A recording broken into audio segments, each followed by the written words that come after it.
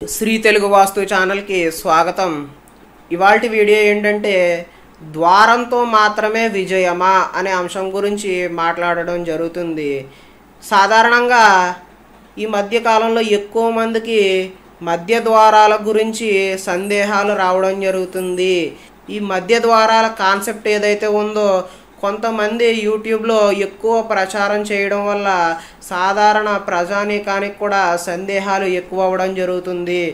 చాలామంది కాల్స్ చేసి ఏమడుగుతున్నారంటే మధ్య ద్వారాలు మాత్రమే మంచివి, మధ్య ద్వారాలు మాత్రమే మంచివి అయితే మా ఇంటికి మధ్య ద్వారం ఎక్కడ పెట్టాలి, ఏ విధంగా పెట్టాలి అని చెప్పేసి అడగడం జరుగుతుంది. ఈ రోజుల్లో 100కి 95-96 ఇళ్ళు మూల ద్వారాలు మాత్రమే ఉన్నవి అనే విషయాన్ని మీరు గ్రహించండి. ఇలా 100కి 95-96 మంది ఇళ్ళు అన్నీ కూడా బద్దలు కొట్టి మనం మధ్యలో ద్వారాలు ఏర్పాటు చేయడం ఎంతవరకు సమంజసం అనే విషయాన్ని కూడా మీరు గ్రహించవలసిందిగా కోరుతున్నాను. ఏంటంటే మూల ద్వారాలు మాత్రమే మంచివి, అదేవిధంగా మధ్య ద్వారాలు మాత్రమే మంచివి, లేదంటే ఈశాన్యపు గదిలో మధ్య ద్వారం మాత్రమే మంచిది. ఈ విషయాలన్నీ కొద్దిసేపు పక్కన పెడితే ద్వారంతో మాత్రమే, ఈ వీడియో మనం దేని గురించి మాట్లాడుకుంటున్నామండి, ద్వారంతో మాత్రమే విజయమా అని విషయం గురించి మాట్లాడుతున్నాం.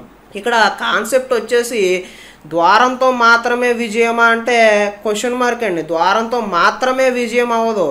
కొంతమంది కాల్ చేసి అడుగుతుంటారు, ఏమండి మాకు తూర్పు ఫేసింగ్ అంటే తూర్పు సింహద్వారం నప్పుతుందా, దక్షిణం సింహద్వారం నప్పుతుందా, పడమర నప్పుతుందా, ఉత్తరం నప్పుతుందా అని చెప్పేసి అడుగుతుంటారు. అంటే వారికి ఏ ఫేసింగ్ నప్పుతుందా అని అడుగుతున్నారు కానీ ఆ ఇల్లు రిమైనింగ్ వాస్తు గురించి అడగడం జరుగుతులేదు. ప్రధానంగా వారు ఫేసింగ్ మాత్రమే చూసుకుని ఇంట్లోకి వెళ్ళిన తర్వాత పలానా ఆయన మాకు తూర్పు నప్పుతుంది అన్నారు, మేము తూర్పు ఇంట్లోకి వెళ్ళిన తర్వాత నాశనం అయిపోయాయని చెప్పేసి మళ్ళీ నింద కూడా వచ్చే అవకాశం ఉంటుంది. ఇక్కడ సమస్య ఏంటంటే ఫేసింగ్ ఒకటే ప్రధానం కాదు, అదేవిధంగా ద్వారం మాత్రమే ప్రధానం కాదు.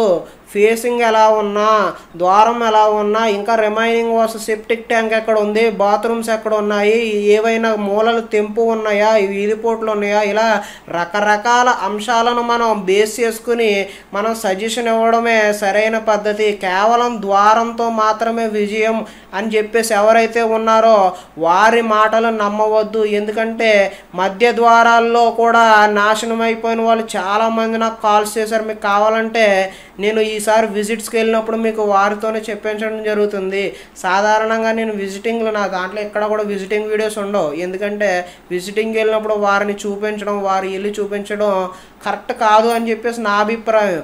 కాకపోతే కొంతమంది ఈ మధ్య ఏమడుగుతున్నారంటే మీరు విజిటింగ్కి వెళ్ళినప్పుడు చూసినటువంటివి, అక్కడ మార్పులు చేసినటువంటివి చూపిస్తే మేము కూడా మార్పులు చేసుకోవడానికి స్వయంగా అవకాశం ఉంటుంది కదా అని చెప్పేసి చెప్పడం జరుగుతుంది.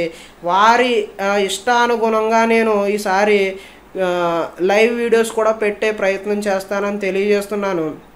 ఇకపోతే మధ్య ద్వారాల్లో యోగించిన వాళ్ళు ఉన్నారు, అదేవిధంగా నాశనం అయిపోయిన వాళ్ళు ఉన్నారు. మూల ద్వారాల్లో కూడా నాశనం అయిపోయిన వాళ్ళు ఉన్నారు, యోగించిన వాళ్ళు ఉన్నారు. కాబట్టి ద్వారంతో మాత్రమే విజయం కాదు, ద్వారం కొంచెం ఇంచుమించుగా ఉచ్చ స్థానంలో ఉంటే యోగించడం జరుగుతుంది అనేది నా అభిప్రాయం. నేను అనుభవంలో చూసినటువంటిది, మా గురువుగారు నాతో చెప్పినటువంటిది. అదేవిధంగా రిమైనింగ్ వాస్తు ఏదైతే ఉందో రిమైనింగ్ అన్ని అంశాలను జోడించుకుని మాత్రమే మనం కరెక్షన్ చెప్పాలి, లేదంటే ప్లాన్ చేయాలి, లేదంటే మనకు సలహా ఇవ్వడం సరైన పద్ధతి.